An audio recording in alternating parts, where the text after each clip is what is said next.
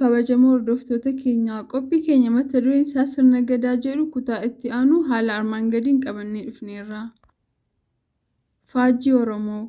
Mallattoolee mootummaa sirna gadaa keessaa tokko faajjii Oromooti yookiin faajjii walaabuu yoo ta'u bakka tokko tokkotti immoo baqqala faajjii jedhama. Kun immoo bulchiinsa sirna gadaa keessatti mallattoo seera walaabuu yookiin walabummaati.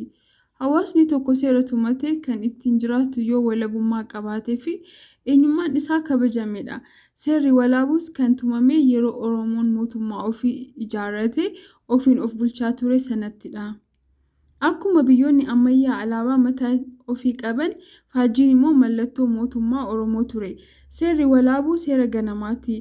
Oromoota hedduu biratti faajjii Oromoo maraa jedhanii kan fudhatan faajjii yookiin alaabaa halluu sadii qofa qaban yoo ta'u, innis diimaa, adii fi gurraachadha.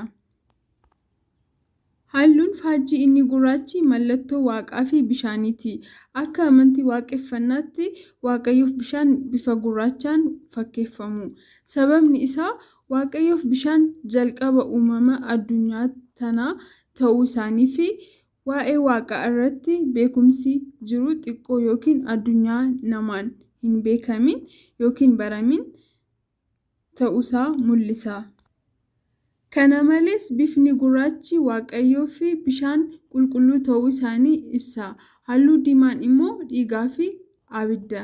Akkasumas lubbuu qabeeyyii lafa kana irra jiran bineensaa fi biqiltuu kan bakka bu'udha.